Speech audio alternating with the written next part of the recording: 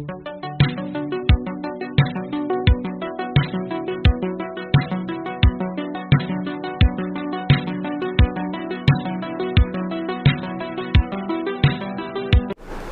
Friends, ला education hub में आपका स्वागत है।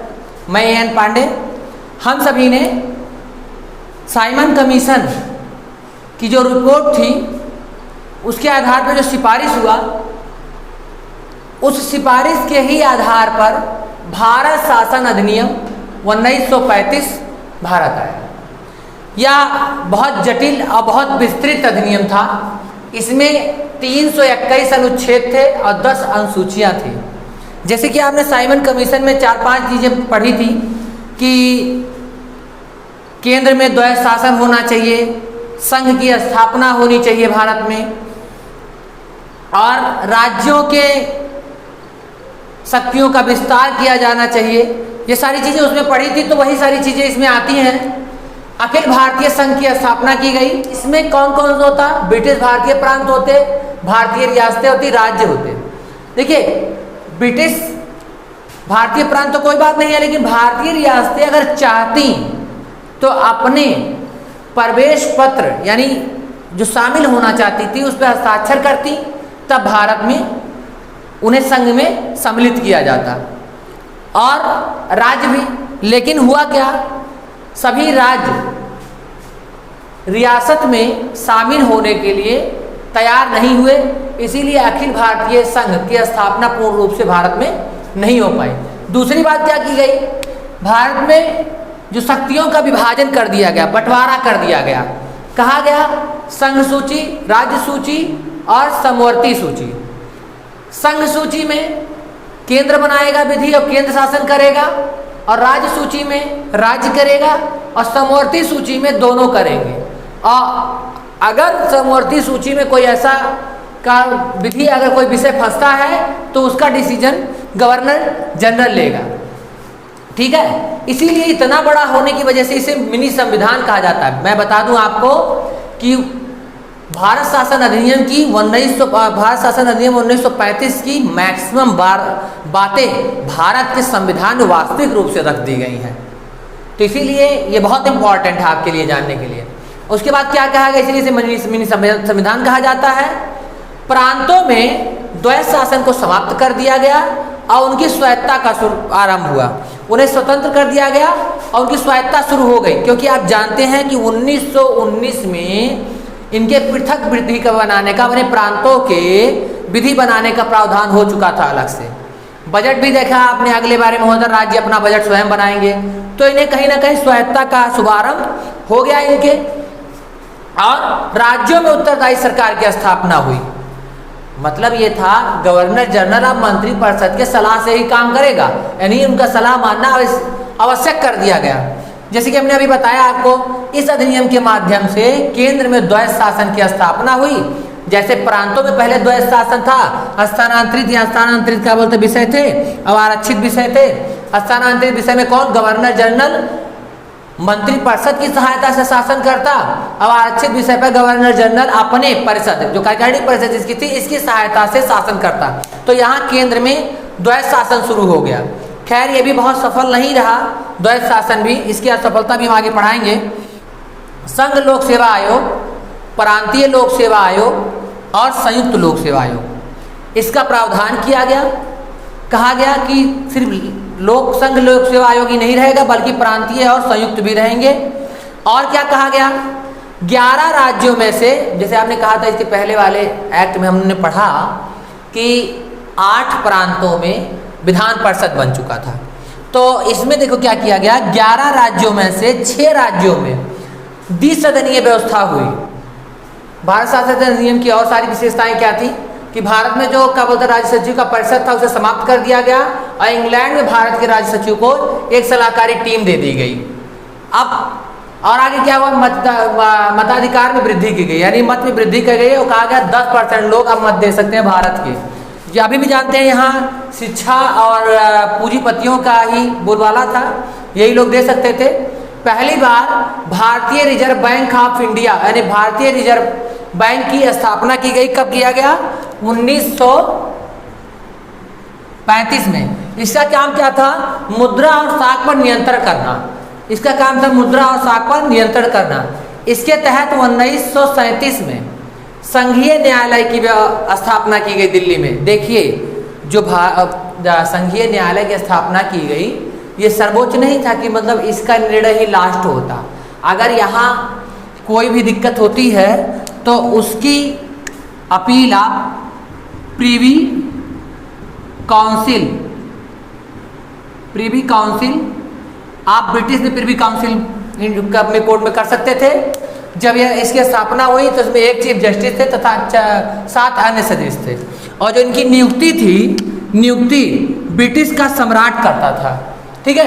और कहा क्या गया, भारत के संविधान में जो राष्ट्रपति को अध्यादेश जारी करने की शक्ति दी गई है, जो भारत के संविधान में आर्टिकल 123 में है, वह कहाँ से प्रेरित है? वह प्रेरित है अधिनियम 1935 के अनुच्छेद 42 से प्रेरित ली गई है। ठीक है। और 1935 के जो अधिनियम थे उसी के प्रावधान के अनुसार ही 1937 में बर्मा भारत से अलग हो गया। तो फ्रेंड्स, भारत शासन अधिनियम 1935 का एक बार क्विक रिवीजन कर लेते हैं कि क्या क्या 8 टॉपिक थी। यहाँ पर क्या था? संघात्मक सरकार की स्थापना। मैंने आपको बताया कि भारत में संघात्मक सरकार की स्थापना के लिए अधिनियम लाया गया। इसमें कहा गया कि जो ब्रिटिश भारतीय प्रांत था और रियासतें थी और राज्य थी, इन्हें मिला करके एक संघ बना दिया जाए। राज्य और रियासतों को कहा गया कि जो शामिल होना चाहे संघ में वो शामिल हो सकते, बाध्यता नहीं थी। तो इसीलिए बहुत सारे रियासत शामिल नहीं हुए, जिससे संघ की जो अखिल भारतीय संघ की जो कल्पना थी वो पूरी नहीं हुई। केंद्र में द्वैध शासन की स्थापना की गई। जैसे मैंने आपको बताया कि केंद्र में 2 भागों में बांट दिया गया विषयों को, स्थानांतरित विषय और आरक्षित विषय। स्थानांतरित विषय पे क्या हुआ कि गवर्नर जनरल मंत्रिपरिषद की सहायता से क्या बोलते करने लगा शासन, और रक्षित विषय पर क्या हुआ कि गवर्नर जनरल अपनी परिषद यानी कार्यकारी परिषद के अनुसार शासन करने लगा। और देखिए, प्रांतों में स्वायत्त शासन की स्थापना कर दी गई। देखिए, क्योंकि इसके पहले ही प्रांतों को 1919 में विधि बनाने का जो क्या बोलते हैं प्रावधान था, बना दिया गया था, और 1919 के माध्यम से ही प्रांतों में यानी राज्यों में अपना बजट लागू करने का जो प्रावधान कर दिया था। इससे इनके ऊपर स्वतंत्रता बढ़ गई इनकी। और देखिए, केंद्रीय विधानमंडल की स्थापना हुई। उसमें 2 सदन रहे, विधानसभा और राज्यसभा।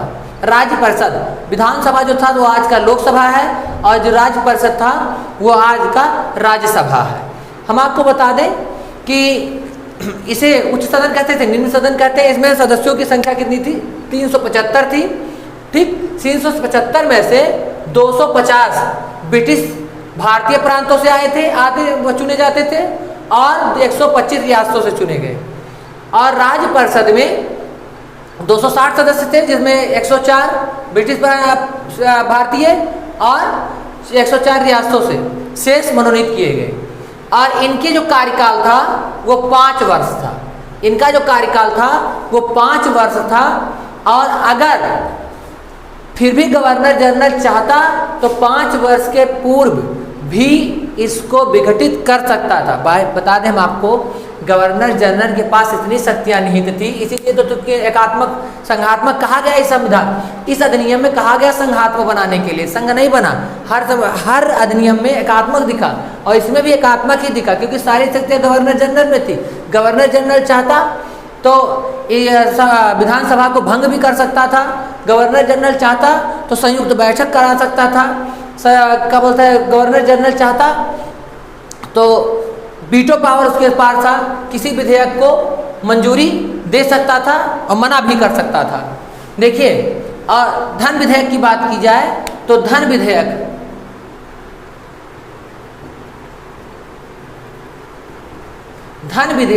खाली विधानसभा में भी लाया जा सकता था, राज्य परिषद में नहीं।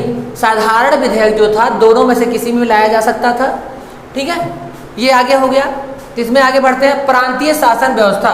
तो मैं आपको बता दूं, प्रांत में शासन व्यवस्था क्या हो गई कि जनता द्वारा जो निर्वाचित किए जा रहे थे प्रतिनिधित्व, उन्हीं के हाथों में शासन व्यवस्था चली गई।